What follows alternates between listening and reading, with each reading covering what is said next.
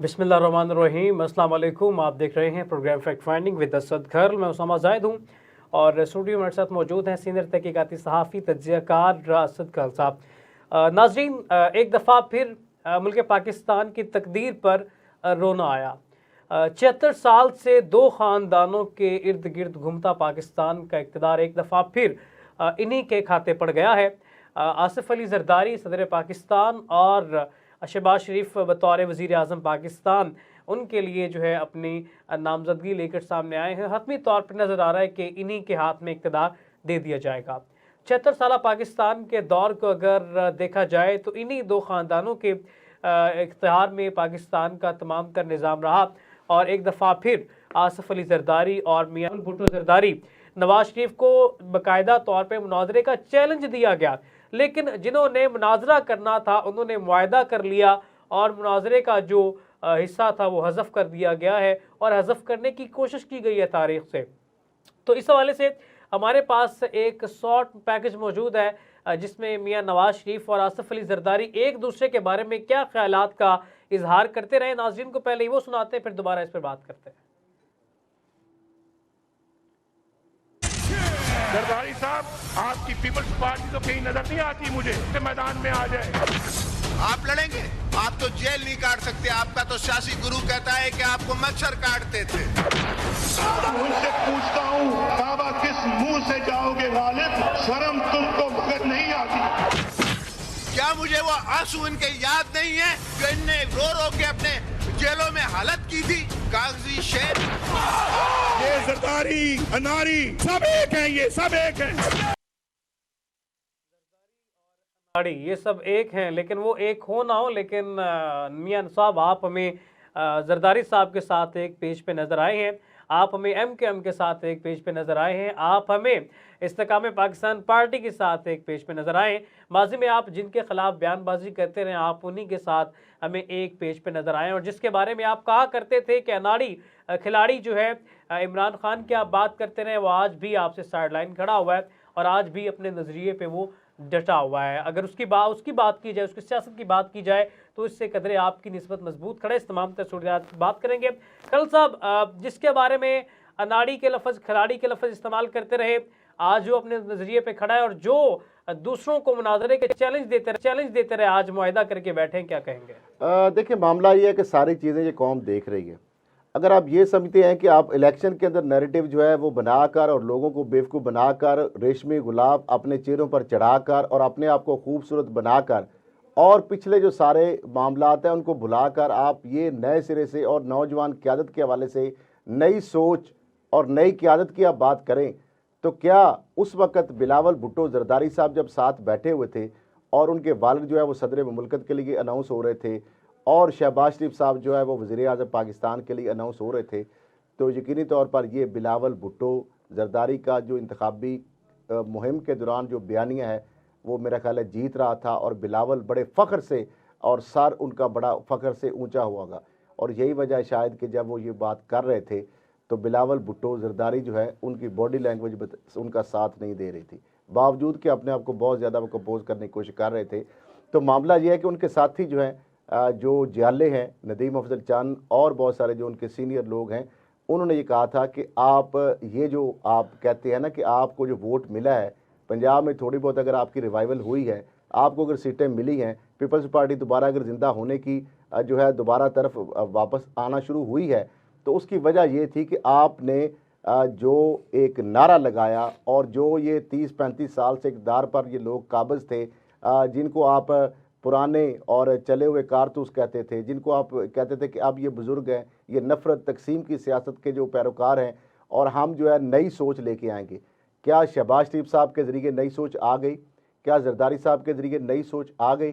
तो मामला ये है कि जो ये चीज़ हो रही है कि इसके ऊपर आप मुझे ये बताएं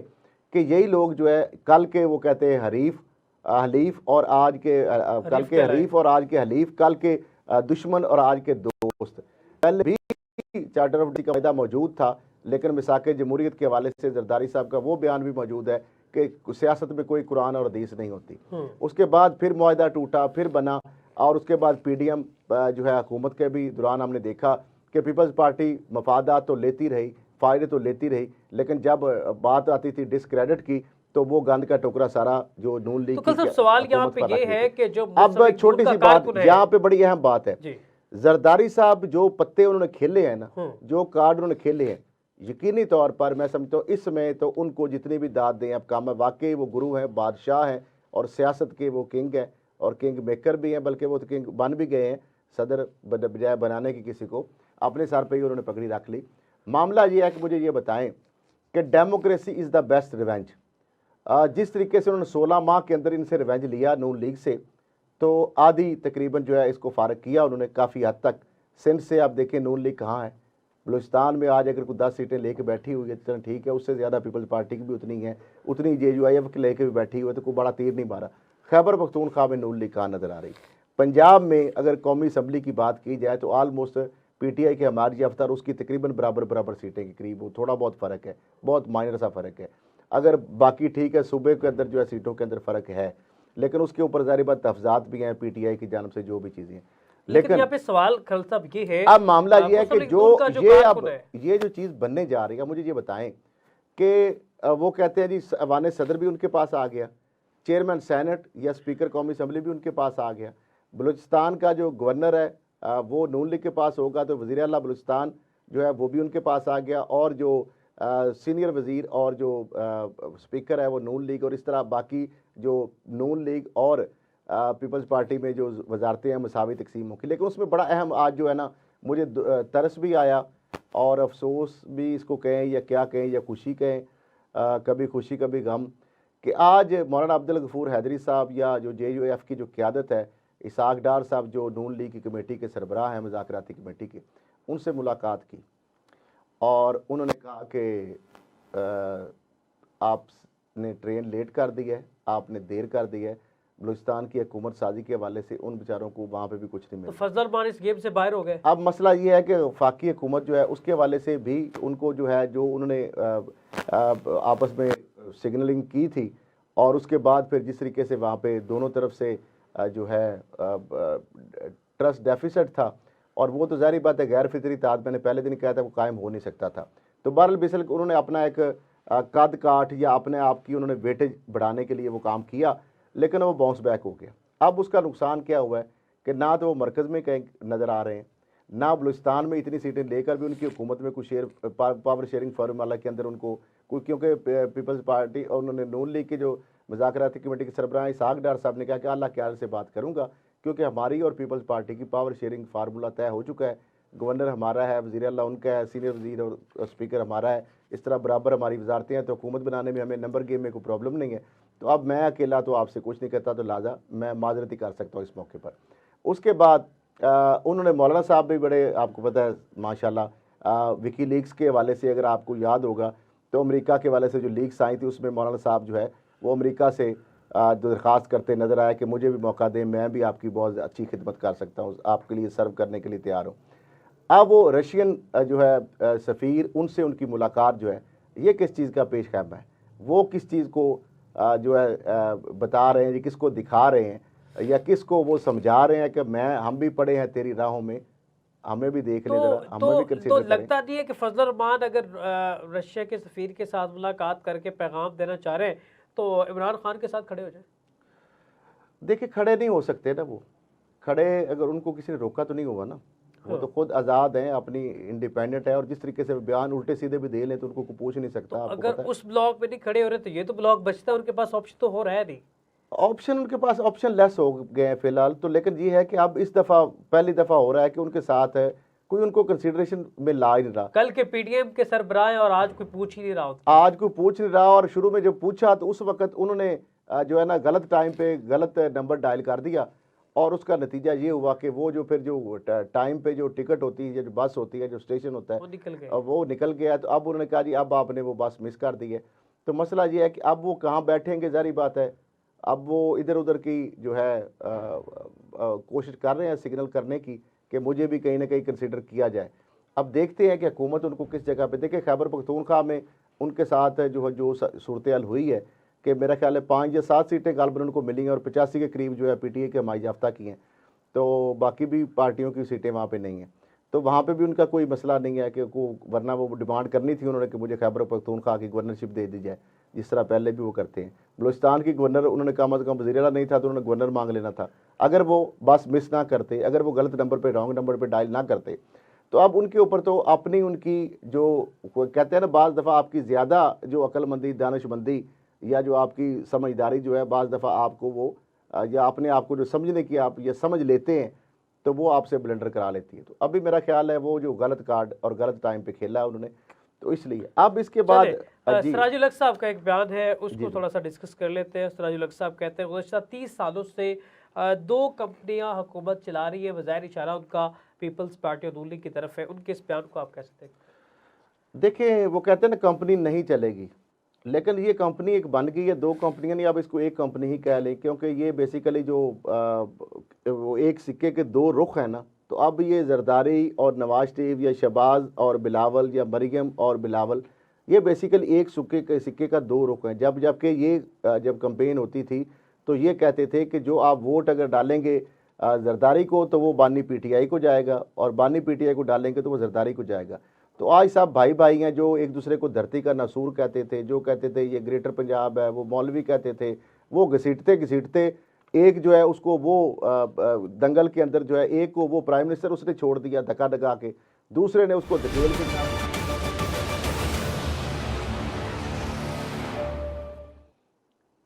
वेलकम बैक नाज़रीन। जिस तरह से बात जारी थी, इक़्तिदार की जंग है, सीट की जंग है, और इसी सीट के एक जाविये घूम रहे हैं, सियासत के अंदर अपने पत्ते फेंके गए हैं। लेकिन मौलाना फजल रहमान की बात जिस तरह से जारी थी, मौलाना साहब पे क्या कह सकते हैं, उनकी किस्मत का है या उनका अपना खेला गया पत्ता है, शायद वो गलत समझ चला गया है। पहले वो पीडीएम के सरबराह थे, आज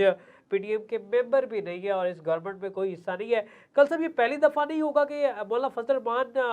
गवर्नमेंट का हिस्सा नहीं बनेंगे। देखिए, इससे पहले 2018 में भी उनके साथ काफ़ी हद तक जो अगर बात की जाए तो वो काफ़ी उनके साथ मामलात अच्छे नहीं रहे, वो इक़्तिदार से बाहर ही रहे। वरना उससे पहले हम देखते हैं कि 30-40 साल से वो कहीं ना कहीं जो है इक़्तिदार के वानों में किसी न किसी शक्ल में ज़रूर दिखाई देते थे, जलवा फरोज़ होते थे। लेकिन अब मामला ये है कि जो पिछले साल जो है 18 के से लेकर आगे जो है पीटीए की हुकूमत के दौरान भी जो मखलूत हुकूमत है, और उसके बाद पीडीएम की हुकूमत के दौरान काफ़ी ज़्यादा खैर उन्होंने कसरें निकाली, और अब जो है उनके साथ जो है अभी तक तो उनके साथ जो है ना सुतेली माँ जैसा जो कहते हैं ना सलूक हो, एक पार्टी के सरबराह बाप थे, लेकिन उनके साथ ऐसे हो रहा है जैसे सुतेली माँ के जैसे सलूक किया जाता है।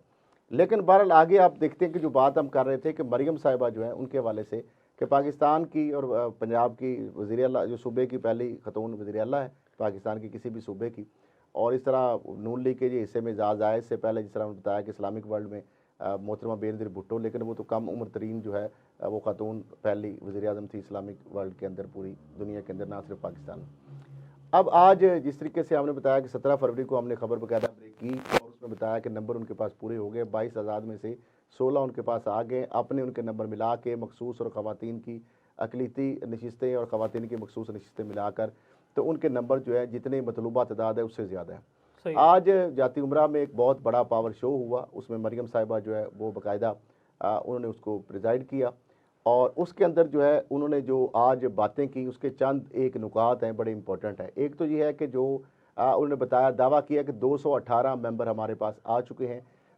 और उस हिसाब से जिस तरह 137 उनके अपने हैं, 54 जो है 22 लोग जो आज़ाद हैं वो उन्होंने दावा किया कि वो भी हमारे साथ आ गए हैं, और 22 अगर 137 में मिला लिए जाएँ तो उसमें फिर उस हिसाब से जो आज़ाद की जो रेशो है उस हिसाब से भी इस पार्टी के को जो खाते में वो इकलीती और मखसूस निश्चित ख़वातीन की वो भी आ जाएंगी।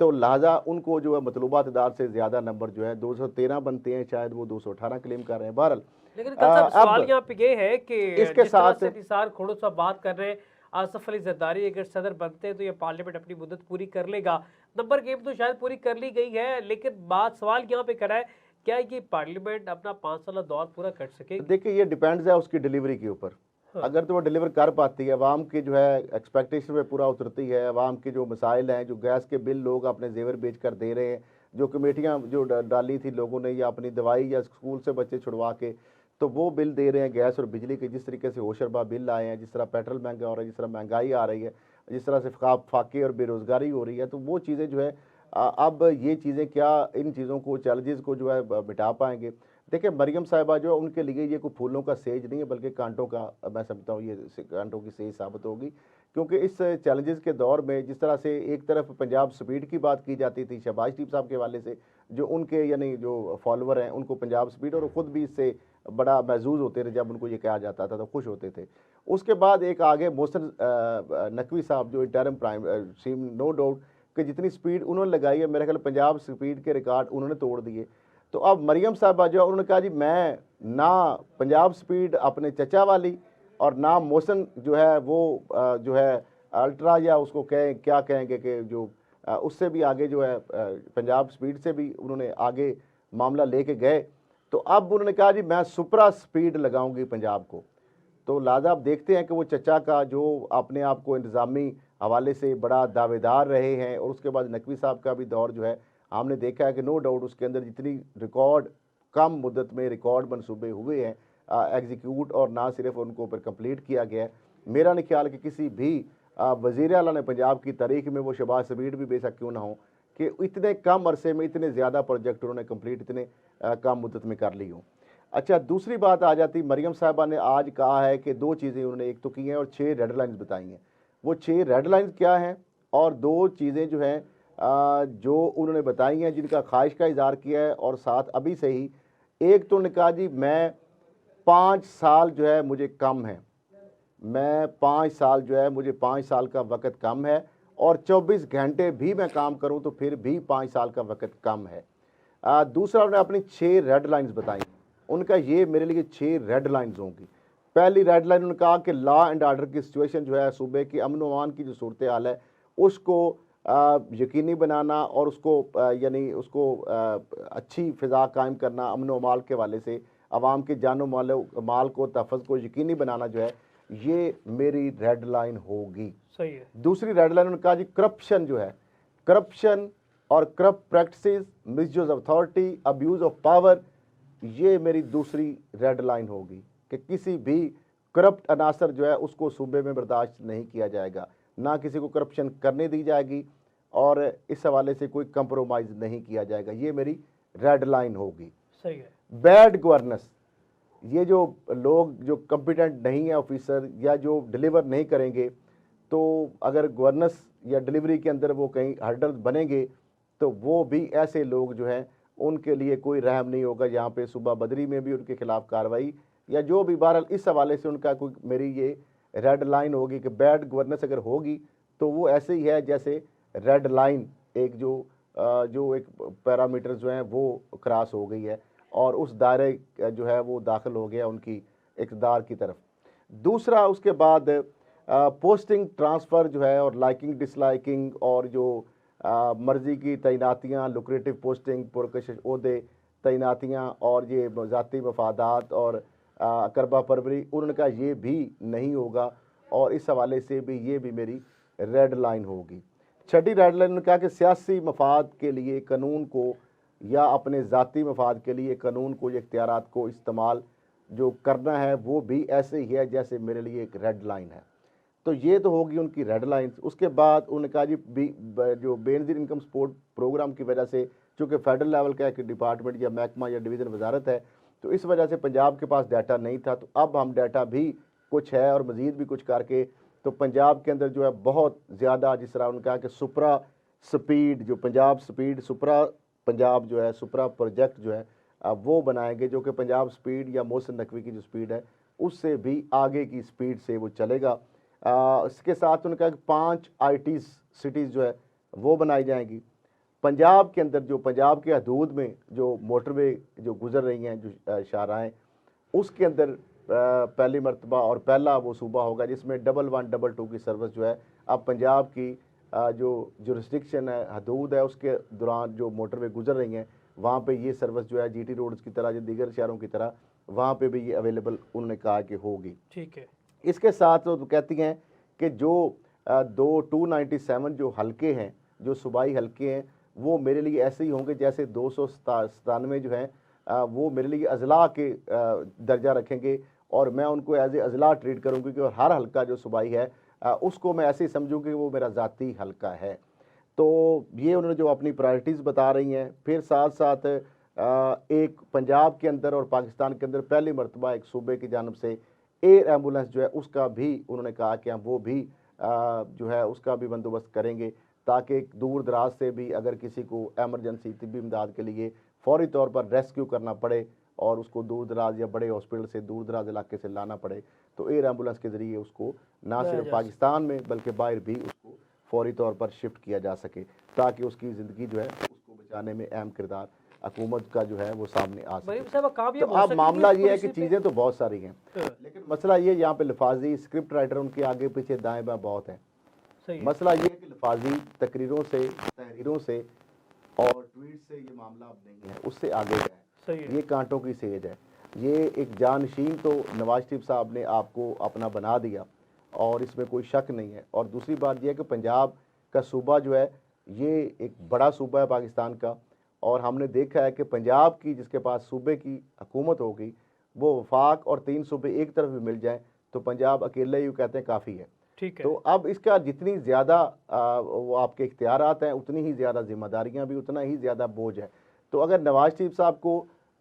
2013 में हुकूमत मिली तो उसका क्रेडिट नो डाउट कि शहबाज शरीफ साहब को जाता है, तो उन्होंने 8 से 2013 तक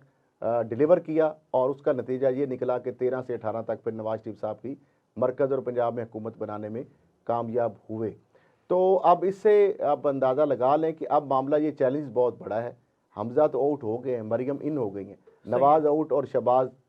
इन, नवाज पीछे और शहबाज आगे। पाकिस्तान को नवाज दो और नवाज को शहबाज दो, और आगे यहाँ पे भी मरियम से हमजा आगे और मरियम पीछे, और अब मरियम आगे हैं और हमजा कहीं नज़र ही नहीं आ रहे। तो जहाज की भी बात गश्त है, जहाज भी दिया जाएगा। जहाज किस हवाले से? जहाज तो पहले भी बड़े मियां साहब की वापसी के हवाले से जहाज बड़े मियां साहब को वापस लंदन नहीं भेज दो आपने? नहीं नहीं, ऐसी बातें नहीं। बड़े मियां साहब तो उन्होंने बताया है कि बड़े मियां साहब जो है उनके जो हमारे कायद हैं और वो उनके तजर्बे से अपने जो चचा हैं वो वज़ीर आज़म भी चूँकि रहे हैं, वज़ीर आला भी रहे, उनके वालिद भी वज़ीर आज़म और वज़ीर आला रहे हैं, तो वो अपने वालिद और चचा जो है उनके दोनों जो है ओहदों के ऊपर जो है दोनों ओहदों पर रह चुके हैं। उनके तजर्बे से वो इस्तिफ़ादा करेंगी और उनसे रहनुमाई और गाइडेंस लेंगी, और उस तरीके से जो उनका विज़न है, जो उनकी सोच है, और उसके साथ नई सोच और जो अपनी जो चीज़ें हैं उसको साथ मिलाकर तो वो कोशिश करेंगी कि जो उनकी तवक्कुआत पर पूरा उतर सके। अब मैं वही कह रहा हूँ कि चैलेंजेस बहुत ज़्यादा हैं, और जो टाइम उन्होंने 5 साल से भी ज़्यादा मांग लिया है। यहाँ पे तो लोग दावा करते थे 100 दिन, 300 दिन, 1 साल, 1 माह, तो उन्होंने तो पहले ही कहा कि 5 साल का वक्त भी कम है और 24 घंटे भी काम करूँ तो फिर भी 5 साल के वक्त कम है। तो क्या वो ये समझते हैं कि अगर 5 साल में डिलीवर अगर ना कर पाए तो दोबारा अवाम में किस तरह आप जाएंगे? तो ज़ाहिर बात है सबसे बड़ा हिसाब तो अवामी अदालत में होता है, वो होता है आपका पोलिंग डे के ऊपर। तो अब देखना ये है कि ये जो हुकूमत है इसके अंदर चूँकि बाकी भी 3 पार्टीज़ हैं, इसके अंदर पीपल्स पार्टी भी है, काफ लीग भी है, IPP भी है, तो एक हुकूमत बेशक होगी और एक बड़ी अपोजिशन का भी सामना होगा, ना सिर्फ वफाक में इसी जो PMLN लेड हुकूमत है, इस तरीके से पंजाब के अंदर भी उनको एक बड़ी अपोजिशन जो है उसका सामना होगा। तो अब ये सारे चैलेंजेस जो है और पाकिस्तान के हवाले से जो चैलेंजेस हैं। अच्छा, बलूचिस्तान में कोई हुकूमत साजी का फार्मूला जो है वो भी देखिए, बलूचिस्तान का मैं फार्मूला बता देता हूँ, वो तो पहले भी हमने डिस्कस किया था। उसमें ये हुआ है कि जो 3 नाम जो है पीपल्स पार्टी का आज इजलास हुआ सूबाई उनकी क़यादत का, वहाँ पे पार्लियामानी उनकी पार्टी का, उसके अंदर ये हुआ कि 3 नाम जो हैं वो शॉर्ट लिस्ट किए गए। एक उसमें सरफराज बुगटी का है, दूसरा सना जो है सादक इमरानी का है, तीसरा सनाउल्लाह जहरी का है। मतलब उसको पहला, दूसरा, तीसरा 3 नाम बेसिकली, तरतीब उसकी जो भी आप रख लें। ठीक है। अच्छा, एक तो ये हो गया। अब ये 3 नामों में से एक नाम जो है पीपल्स पार्टी के जो बानी जो है को चेयरमैन आसफ जरदारी और जो चेयरपर्सन है बिलावल भुट्टो जरदारी, उन्होंने हतमी फैसला करना इन तीनों में से पूरा किसके नाम निकलता है, और आगे नून लीग भी है, वो भी उन तीनों में से किसको जो है वो भी एक्सेप्टेंस उनके लिए होगी। तो अल्टीमेटली तो जारी बात है उनको मानना पड़ेगा जो पीपल्स पार्टी नाम देगी, लेकिन थोड़ी बहुत कॉन्सेंट तो ली जा सकती है। ठीक है। अच्छा, उसके बाद पावर शेयरिंग ये है कि जो गवर्नर है वो नून लीग का नामजद करता होगा और उसके नाम जो है पीपल्स पार्टी ने उनसे मांगे हैं कि आप भी नाम हमारे से, जिस तरह हम 3 अगर नाम देंगे तो आप भी गवर्नर के लिए फिर 3 नाम हमें दें। और इसके साथ पीपल्स पार्टी जो है उसके पास सीनियर मिनिस्टर और स्पीकर का होगा, उसके लिए नाम भी मांग लिए गए हैं। 36 घंटों के अंदर जो है ये कैबिनेट अच्छा, जो मुझे है बढ़ती एक बात नजर आ नहीं समझ रही आई, है। लेकिन पीपल्स इसमें पार्टी सबसे बड़ी साहब, बात ये है, हैरानकुन बात ये है कि JOIF जो है तकरीबन उतनी ही सीटें उसके पास हैं जितनी पीपल्स पार्टी के पास है, बल्कि उतनी है, और जितनी नून लीग के पास है उतनी ही JOIF के पास है। सही है। लेकिन उसके पास जो है वो कहीं नजर ही नहीं आ रही उसका। लेकिन कहीं कल साहब जिक्र सवाल ही यहाँ मेरे यहाँ पे है, पीपल्स पार्टी और नून लीग की तो बंदर बाट समझ में आती है, MKM और इस्तेकाम पाकिस्तान का भी कोई हिस्सा है? वो भी देखिए तो साथ बलूचिस्तान करें। में कहाँ पे उनका हिस्सा आ जाएगा। अब जहाँ तक रह गया मामला कराची में सिंध में उनका कहाँ हिस्सा आ जाएगा। अब सिंध के अंदर सूरत हाल ये बन रही है कि जो पावर शेयरिंग फार्मूला चूंकि हुआ है पीपल्स पार्टी और नून लीग का, हाँ। तो बाकी जमातों का तो बीच में कंसिडरेशन नहीं ना की गई। उन्होंने तो अपने दोनों को मद्देनजर रख के किया अपने अपने हिसाब से। अब मसला ये है कि MQM जो है वो कहते हैं कि हम दस्तबरदार होने से तैयार नहीं है जो, और साथ ही कामरान टसोरी को ही कंटिन्यू किया जाए। दूसरी जानब जो नून लीग है वो चाहती है अपना गवर्नर बनाए। पीपल्स पार्टी कहती है जी हमने आपको दे दिया, आप कामरान टसोरी को बनाए, MQM को दें, या आपने किसी बंदे को, तो हमारा ये सरोकार नहीं है, ये हमारा मसला नहीं है। अब ये भी नून लीग को डील करना पड़ेगा। इसके बाद आ जाते हैं पंजाब के गवर्नर के वाले से 3 नाम इधर भी शॉर्ट लिस्ट हो गए, क्योंकि मुज़ाकराती कमेटियाँ दोनों तरफ से काम कर रही हैं और बड़े एक्टिवली एक दूसरे से मुज़ाकरातें, मुलाकातें, टेलीफोनिक रब्ते और बैठकें भी हो रही हैं। तो उसमें 3 नाम आए हैं, मखदूम अहमद महमूद का, नदीम अफजल चंद का और कमर ज़मान कायरा का। अब इसमें तीनों में भी फिर वही बात है कि बिलावल भुट्टो जरदारी और हतमी फैसला तो आसिफ जरदारी और बिलावल भुट्टो जरदारी साहब ने करना है कि तीनों में से किन का नाम वो समझते हैं, और नून लीग इनमें तीनों में से किन के नाम पे ज़्यादा उनके लिए एग्री करती है। अच्छा, इसके बाद आ जाते हैं स्पीकर जो है। स्पीकर के लिए मुजतबा शुजाउर रहमान जो है उनका नाम आज नामजद मरियम साहबा ने कर दिया है। पंजाब असम्बली के नून लीग की तरफ से वो स्पीकर होंगे। इसके साथ अब डिप्टी स्पीकर जो है वो यकीनी तौर पर पीपल्स पार्टी का होगा, लेकिन PML काफ जो क्यू है कायदे आज़म, उन्होंने भी कहा था कि स्पीकर या डिप्टी स्पीकर हमें दिया जाए। IPP में भी मांग सकती है। अब गवर्नर अगर दे दिया पीपल्स पार्टी को तो IPP को, PML क्यू को और उसके जो साथ है 2 पार्टियां ये हैं, और फिर उसके बाद जो आज़ाद लोगों के 22 लोग हैं उनका भी ज़ाहिर बात है एक ग्रुप है, उनमें से आपको भी कुछ देनी पड़ेगी। तो लिहाजा अब वजारतों की तकसीम जो है ज़ाहिर बात है वो 2 या 3 मैक्सिमम, या 1-2 वजारत, उनको एक आध वजारत मिलेगी काफ लीग को, इस तरह IPP को मिलेगी कोई वजारत। डिप्टी स्पीकरशिप जो है मेरा ख्याल पीपल्स पार्टी को मिल जाएगी शायद, या किसी काफ लीग को मिलती है, किसके हिस्से में आती है। तो आगे फिर हिस्सा मुताबिक जुस्सा जो है कबीना जो है वो भी एक मखलूत हुकूमत जो है, यहाँ पे नून लीग की बेसिकली हुकूमत मखलूत होगी। ओवरऑल तो उनके पास नंबर गेम आलमोस्ट तकरीबन पूरी है, लेकिन एक सख्त और बड़ी एक अपोजिशन जो है भरपूर, उसका भी उनको सामना होगा यहाँ पे। अच्छा, तरीके साहब दूसरी के तरफ- जो तरीके साहब के थोड़ा डिस्कस कर लें। इंट्रा पार्टी इंतखाबात जो है वो उस तरफ जारी है और शेड्यूल भी जारी कर रही है, जल्द वो कर रहे हैं, कल का मेरे ख्याल में नहीं, चली मेरी गई। बेसिकली इस हवाले से मैंने बाबर वान साहब जो है उनसे पूछा था कि ये खबर चल रही है कि जो है पाकिस्तान तहरीक इंसाफ जो इंट्रा पार्टी इलेक्शन जो है वो पाकिस्तान भर में, जिसमें आज़ाद कश्मीर और गिलगित बल्तिस्तान भी शामिल हैं, 4 सूबे और इस्लामाबाद और पाकिस्तान के हवाले से, तो उन्होंने कहा कि बिल्कुल इस हवाले से जो हमने कहा ग्रीन सिग्नल के इंतज़ार है, तो उन्होंने कहा जी बिल्कुल हो चुका है और ये चीज़ें जो है बिल्कुल हमारी जो है फाइनल हो चुकी हैं, और ये पूरा एक प्रोसेस जो है जो एज़ पर जो शेड्यूल है आगे चीज़ें हम कर रहे हैं। तो ये बेसिकली उनका मेरी तरफ से, उनकी इजाज़त से उन्होंने कहा कि मेरी तरफ से आप मेरा हवाला दे के मुझे कोड करके ये आप बता सकते हैं। एक तरफ तो ये मामला, दूसरी तरफ ये 92 या 94 लोग थे जो PTA के हमारे याफ्ता थे आज़ादों के अलावा, जो कौमी असम्बली की बात कर रहा, अभी तक गालबन 82 लोग जो हैं वो सुन्नी इत्तेहाद कौंसिल पर उन्होंने अपने एफिडेविट दिए हैं। बाकी जो 12-14 जो लोग हैं, अब मैं इस पर मुझे शर्म आ रही है कि वो जो जिनको अवाम ने मुंतखब किया लाखों वोट देकर, वो जो बकरे हैं, घोड़े गधे क्या उनको कहेंगे, लोटे कहेंगे, तो वो जो है वो पुरस्कार तौर पर कोई कह रहा है जी हमें गायब कर दिया गया, कोई खुद गायब हो गए हैं। तो बहरहाल ये सारी चीज़ें जो है ना अलाइन खुद से तमाशे चल रहे हैं। तो बेसिकली वो लोग भी अभी तक वहाँ पे अपने आखिरी दिन आज रात 12 बजे तक अगर वो किसी को ज्वाइन कर लेते हैं, और कुछ जो है उनकी विकटें उड़ना शुरू हो गई हैं, जो PTA ज्वाइन करते हैं आज़ाद, उसके बाद उनकी विकेट उड़ जाती है, उनकी जो सीट का जो उनका इंतखाबी जो नताइज है उसको विड्रा कर लिया जाता है। ये चीज़ें भी चल रही हैं साउथ पंजाब के हवाले से, और इस तरह GT रोड या सेंट्रल पंजाब से भी कुछ इस तरह की इतलात एक आई है हमें। तो अब मामला ये है कि ये चीज़ें तो हो रही हैं पंजाब के वाले से भी, और इस तरह से मरकज़ के वाले से आपने डिस्कस हो चुकी हैं कि जरदारी साहब जो है वो सदर हैं, शहबाज शरीफ साहब, अभी तक शहबाज शरीफ साहब वज़ीर आज़म है, नून लीग की वज़ीर आज़म, ज़ाहिर बात है वो हों या नवाज शरीफ हों, बहरहाल अभी तक अच्छा यहाँ पे ना थोड़ा सा डिस्कस कर फिर उसके बाद चेयरमैन सेनेट का ओहदा है वो भी, और स्पीकर का भी है। अब गिलानी साहब जो एक तरफ खबर चली कौमी असम्बली का विड्रॉल की बात आई कि शायद स्पीकर कौमी बन रहे हैं, इसलिए